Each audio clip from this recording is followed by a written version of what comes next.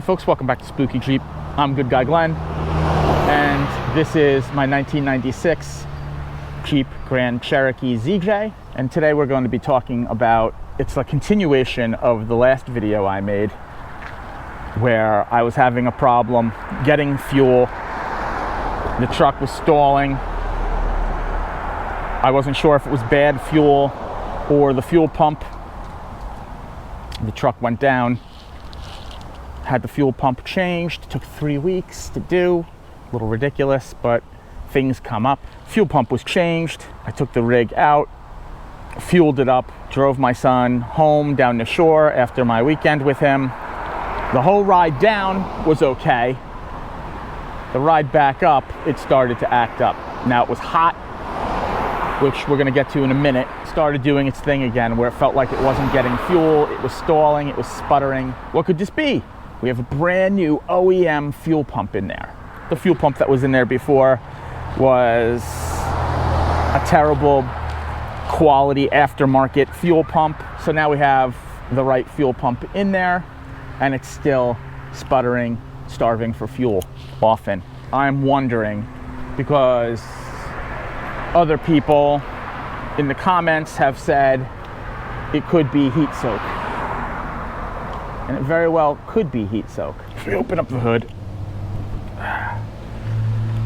for those of you who don't know, the 4.0 Jeep motor, that's the fuel rail right there, and it's sitting right on top of the exhaust manifold. And another genius move, the fuel line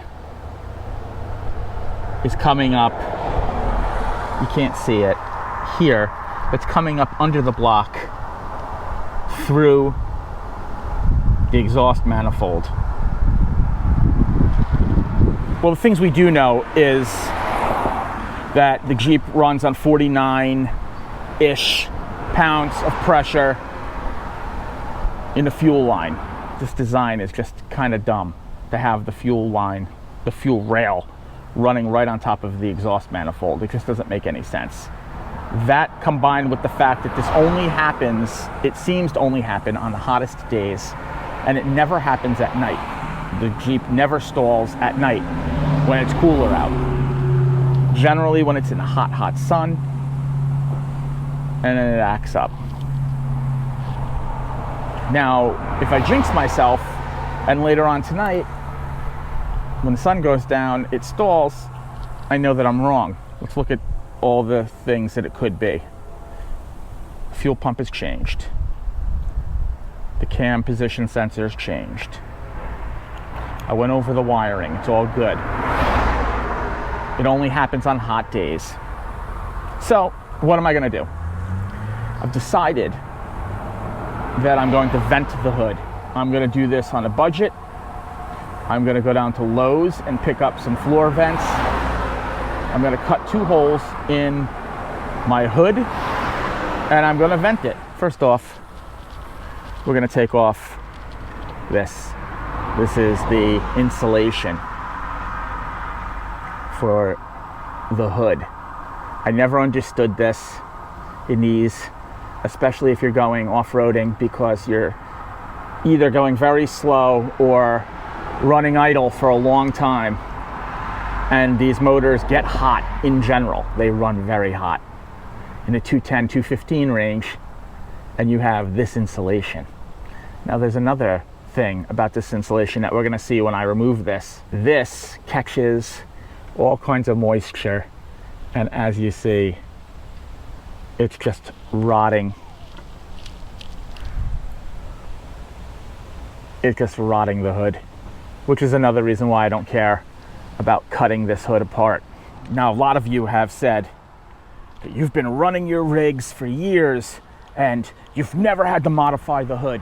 You've never had to take the insulation off the hood. Well, what's the point of having that insulation on the hood? It's to protect the paint. Doesn't look like it's doing much protecting. It looks like my hood is rotting from the inside out.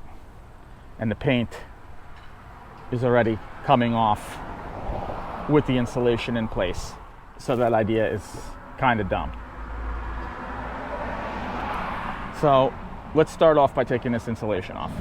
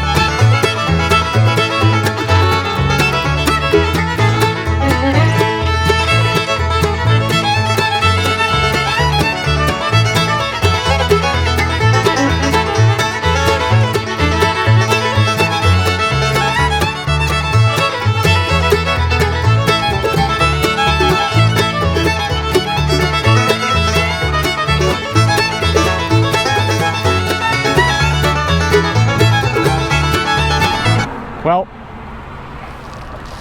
it's actually, I mean, in the spots that it is rotted, it's bad. I mean, I've seen a lot worse, believe me. And I thought it was going to be a lot worse. And there it is. It's the Jeep insulation for a 96 ZJ. If any of you out there want this, why you would want it, I don't know. But if you're looking for this, I have it. You can have it. You just have to come pick it up in New Jersey. Contact me in the contacts below. I got almost all of the clips. So with that, we're gonna go to Lowe's. I'm gonna find some vents that I want.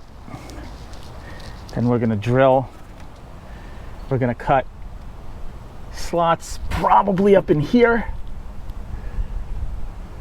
to release some of the heat from under the hood, and we'll see. Well, on the way back from storage, stalled again, and today it's not that hot, and the truck wasn't even running at operating temperature. It's actually running very cool today. I don't know if it has anything to do with removing that insulation. I bet you it could probably have a little something to do with it. So I went to AutoZone, changed the gas cap, and I know what you're saying, like, you didn't change the gas cap first, you idiot, that $13 part. No, I didn't. Totally slipped my mind. Now I did, but there's no guarantees that that's what it is. This has been a problem that's been plaguing me for quite a while. So I stalled, making a turn. I don't know. I had a wiring issue some years ago that I took care of. Could be that going bad again. Could be a lot of different things. But right now, the rig isn't very dependable as far as like taking it anywhere. Like, I don't really want to take it on the highway. I took it on the highway this morning. It was fine. It was fine most of the morning. Then I started shooting this video, went over the storage, turned it off at storage, got back in, started it back up, was driving, and I stalled. Seems to be a trend with this thing. I don't know what it is. If you think you know what it is, as always, leave a comment below. But regardless, if it's not heat soak, I'm still going to vent the hood because I kind of like the way it looks, and I want to alleviate some of the excess heat that builds up with the 4.0 motor in the Jeep. Well, that should about wrap it up for today. I hope you liked this video, and if you did, don't forget to smash that like button, and don't forget to subscribe and hit the bell so when I drop another video, you get a notification. Tune in next time. We're going to cut this hood apart, probably get those vents in. Once again, this is Good Guy Glenn with Spooky Jeep. Thanks for watching.